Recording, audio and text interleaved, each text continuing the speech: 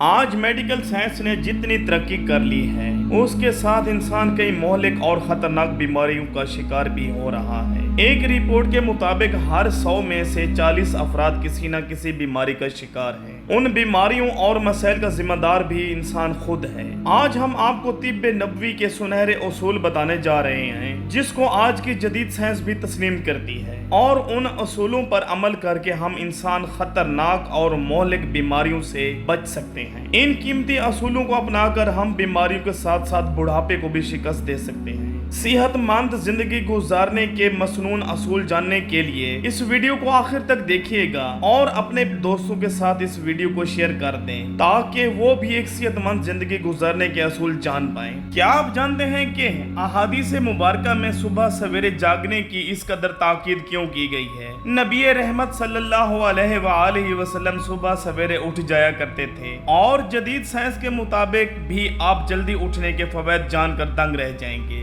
سورج طلوع سے لے کر 1 گھنٹہ بعد تک ہوا میں آکسیجن کی بھرپور مقدار ہوتی ہے۔ آج کی جدید سائنس کے اعتبار سے 24 گھنٹوں میں یہ بہترین وقت ہوتا ہے جس میں انسان کو زیادہ سے زیادہ آکسیجن لینے کا موقع ملتا ہے۔ احادیث مبارکہ میں فجر کی نماز کے بعد سونے سے منع فرمایا گیا ہے، کیونکہ یہ وہ وقت ہے جس میں انسانوں کے لیے بے شمار فائدے ہیں، جبکہ جدید سائنس بھی صبح صادق سے سورج طلوع ہونے تک کا دورانیہ انسانی صحت کے لیے نہایت مفید ہے۔ جو لوگ اس دوران جاگتے ہیں ان کی صحت میں نمایاں بہتری دیکھنے کو ملتی ہے۔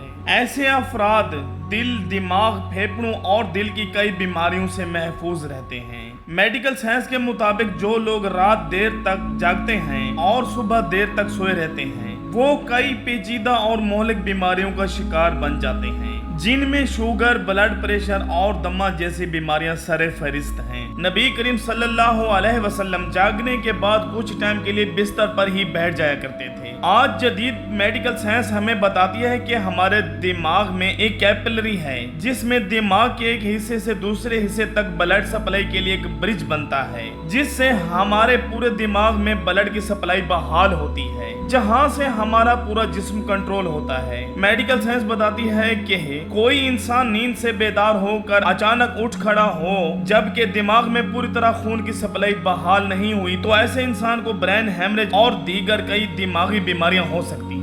یہ حدیث 1400 سال پہلے رحمت العالمین نبی مکرم صلی اللہ علیہ وسلم نے بیان فرمایا، اور آج جدید میڈیکل سائنس میں کئی بڑے ڈاکٹرز اور پروفیسر بھی اس پر تحقیقات کر کے اس بات کو تسلیم کر رہے ہیں۔ اس کے علاوہ نبی پاک صلی اللہ علیہ وسلم کی عادت مبارکہ تھی کہ وہ دوپہر کا کھانا کھانے کے بعد کچھ دیر کے لیے سو جایا کرتے تھے، جس کو کیلولا کہا جاتا ہے۔ اس کا فائدہ یہ ہے کہ 70% افراد جب لنچ کرتے ہیں تو ان کا معدہ تھوڑی سی مقدار میں الکوہل پیدا کرتا ہے۔ ایسے میں اگر کوئی انسان چل پھر یا کوئی اور کام کر رہا ہو تو وہ چکرا کر گر سکتا ہے یا اس پر خمار کی سی کیفیت طاری ہو سکتی ہے۔ یہی وجہ ہے کہ انسان لنچ کرنے کے بعد خود کو تھوڑا سا بوجھل محسوس کرتا ہے۔ اگر ہم تھوڑی دیر کے لیے سو جائیں تو ہمارے معدے میں پیدا ہونے والی الکوہل کا زیادہ اثر نہیں ہوگا اور ہم کسی بھی ناخوشگوار حادثے سے بچ سکتے ہیں۔ یہ بات میڈیکل سائنس نے بھی ثابت کر دی ہے۔ اس کے علاوہ نبی کریم صلی اللہ علیہ وسلم کھانے کے بعد پانی نہیں پیتے تھے۔ آج میڈیکل سائنس سے جو باتیں سامنے آئی ہیں ان سے پتہ چلتا ہے کہ اس سنت مبارکہ پر عمل نہ کرنے کے جتنے نقصانات ہیں ہم اس کے بارے سوچ بھی نہیں سکتے۔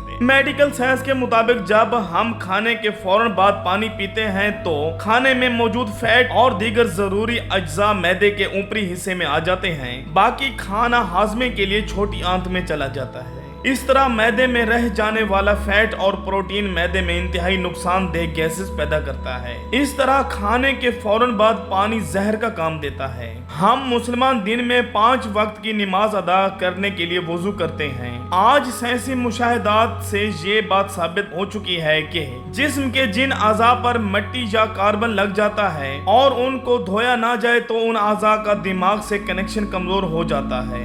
جو لوگ دن میں کئی بار ہاتھ منہ دھوتے ہیں، ناک میں پانی چڑھاتے ہیں، ان کا اعصابی نظام 50% تک طاقتور ہو جاتا ہے۔ नबी मोहतरम सल्लल्लाहु अलैहि वसल्लम की एक ये भी आदत मुबारक थी कि आप सल्लल्लाहु अलैहि वसल्लम रात को जल्द सो जाया करते थे। जदीद साइंस के मुताबिक हमारे जिस्म का बायोलॉजिकल वॉच सिस्टम जो हमारे पूरे जिस्म के निजाम को दुरुस्त रखती है, जब ये बाहर अंधेरा देखती है तो हमारे जिस्म को सोने का सिग्नल देती है, जिस्म को 1 से 2 घंटे तक का वक्त देती है कि इस वक्त तक लाजमी सोना है।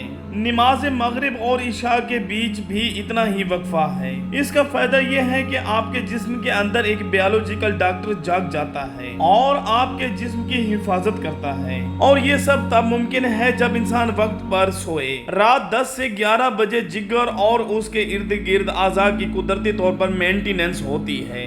ये अमल रोजाना होता है जिसको हम ऐसे ही ज़ाय कर देते हैं। सुन्नत नबवी में हम इंसानों को पुरसकून और सेहतमंद जिंदगी गुजारने के उसूल बयान फरमाए गए हैं, जिन पर अमल पैरा होकर हम अपनी दुनिया और आखिरत को संवार सकते हैं। उम्मीद करता हूँ ये वीडियो आपको पसंद आई होगी। अपने दोस्तों और फैमिली के साथ शेयर करके चैनल को सब्सक्राइब कर दें। मिलते हैं एक और दिलचस्प वीडियो में।